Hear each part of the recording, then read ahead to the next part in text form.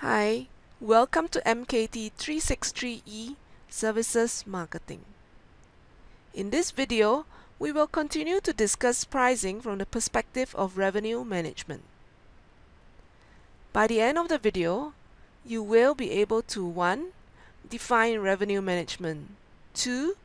Explain its benefits, and 3.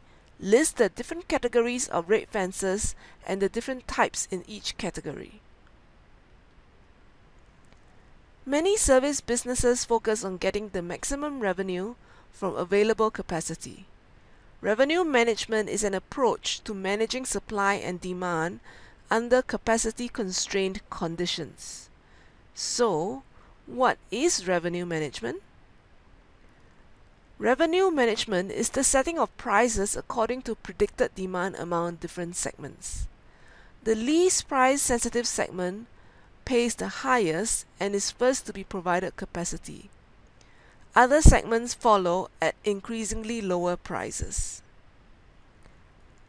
In the next slide, I will show you an example of revenue management in practice. In the example, you can see that advance sales tickets, normally sold to leisure travelers who are more price sensitive, are actually cheaper in price. They also have more quantity demanded. For the more expensive full fare tickets, the airline is able to sell fewer tickets. The challenge is to be able to have sufficient capacity reserved for high-paying customers instead of selling capacity on a first-come, first-served basis. A well-designed revenue management system has several benefits. First, it can predict the number of customers at a given time and at different price levels. Second, the information can be used to increase usage through incentives, gain market share, or create value. Businesses that have successfully implemented revenue management tend to have a high fixed cost structure with relatively fixed capacity. They also face variable demand and varying customer price sensitivity. Airlines, hotels, car rental companies, hospitals, and concert organizers are examples of the types of companies that use revenue management. Imagine you are sitting next to a passenger on a plane and strike up a conversation. You learn that the person has paid a much lower price for the air ticket compared to you.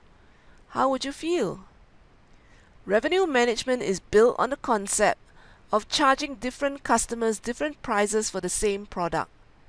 There is hence the danger of the perception of unfairness. Rate fences are used to allow customers to self-segment so that the lower-paying customers are willing to accept more restrictions on their purchases and hence remove the perception of unfairness.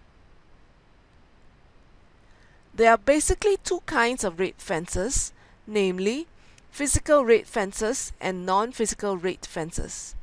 Physical rate fences are tangible product differences related to different prices. Non-physical fences, on the other hand, refer to the differences in consumption, transaction, or buyer characteristics, but the service is basically the same. I will elaborate on the examples of rate fences in the next two slides. As mentioned, rate fences are tangible. In these instances, there is a visible difference in the core product, so it is easy for customers to understand why there is a difference in price. For the core product, examples would be the size of the hotel room or the class of air travel. For amenities, it can be valet parking service at a shopping mall or hotel or free breakfast. For service levels, it is elements like a dedicated hotline you can call to reach your private banker or priority check-in for premium customers of airlines and hotels.